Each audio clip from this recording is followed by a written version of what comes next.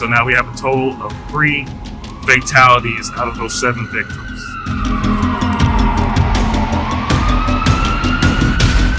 We started yelling, shooter, shooter, and there was like a stampede of people just running. I ran over there as fast as I can with my camera, and that's when I saw people on the ground.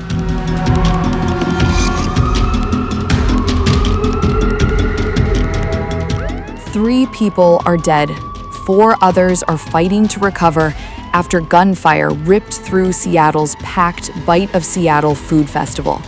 And now the focus is on the people who watched the horror unfold with their own eyes. One suspect is in custody, but police are still searching for a second person. Investigators believe the 2 suspects were shooting at each other, not randomly targeting the crowd. Assistant Seattle Police Chief Tyrone Davis said there is no ongoing threat to the public. At 6:01 p.m., gunshots were heard. We had officers in the area, in the immediate area, when these gunshots went off. Officers responded and addressed one of the shooters. That person gave up and was taken into custody.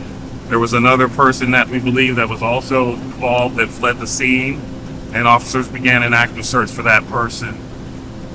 We discovered as we got to the scene that there were a total of 7 victims that suffered gunshot wounds at the scene. So now we have a total of 3 fatalities out of those 7 victims. This is a tragedy. I'm really sorry that this happened. The Bite of Seattle is a very positive event. We haven't had any issue in recent years. And, thankfully we had officers on the scene that were brave, went to those shots, and prevented more victims from being injured. We believe there is one outstanding. That is part of our investigation. We are still trying to gather more information. So this was a shootout. Suspect description. I do not have a suspect description for you at this time. So this was a shootout in Bite of Seattle. There were 2 people who we believe were shooting at each other. This is going to be an ongoing investigation. We're going to be out here for several hours trying to figure out exactly what happened tonight. Right now, we believe that we have no outstanding threat to the community. We do have one suspect that is being interviewed. We've recovered 2 guns. It's one thing to note, one of the 4 victims that was taken to the hospital was a toddler. As the bullets started flying, panic spread across the festival grounds in seconds. Eyewitness Brian said he was simply about to grab some food when he suddenly found himself watching the shooting begin.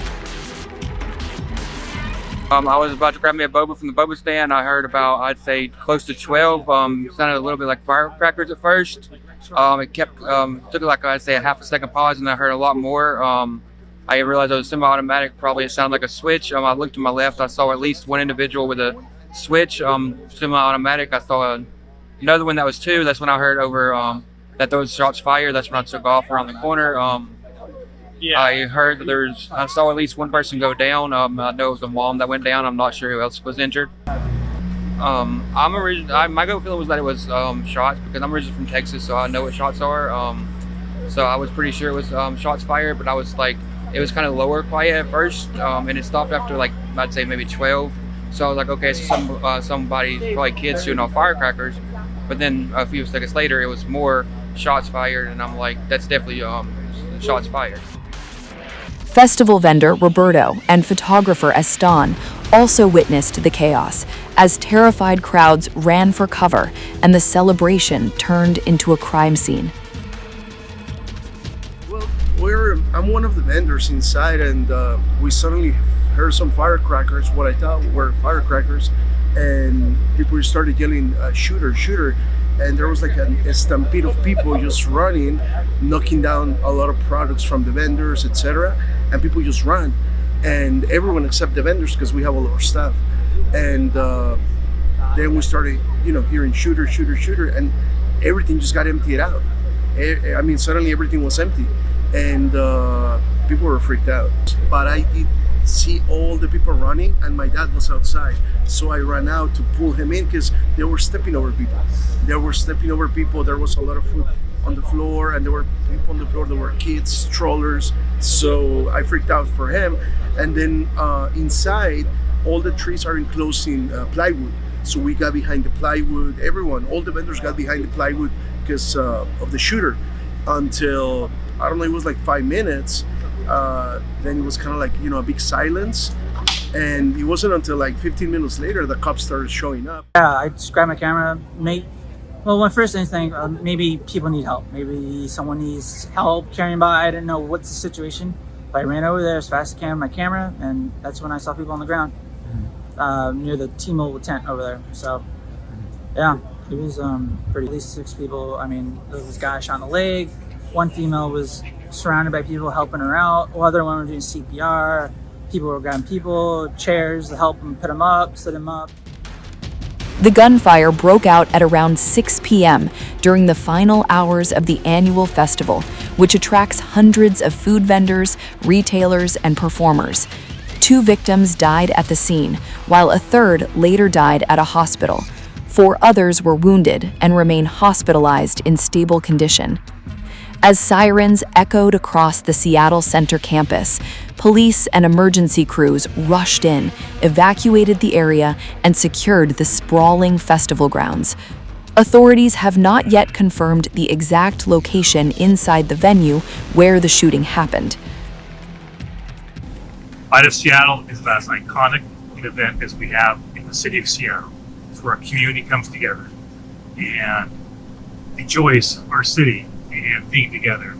And any shooting like this is senseless. I think it's magnified for an event like this. So all of us, our hearts go out to everybody who's impacted by it. Washington Governor Bob Ferguson said he has been receiving regular briefings on the investigation, while State Patrol SWAT officers were deployed to assist Seattle police. What happened here today at the Seattle Center was an unbelievable tragedy and a horrific act of violence. My heart right now is with the victims and their families and with everyone in our community who is reeling from what happened here today. We have far too much gun violence in this city and in this country. And we're coming off of a week in Seattle where we've had 3 major incidents of gun violence in just a few days. We have a lot of work to do as a city and as a country to make this better. The investigation remains active. 1 suspect is behind bars, another is still being hunted, and investigators are working to piece together exactly what triggered the deadly exchange of gunfire.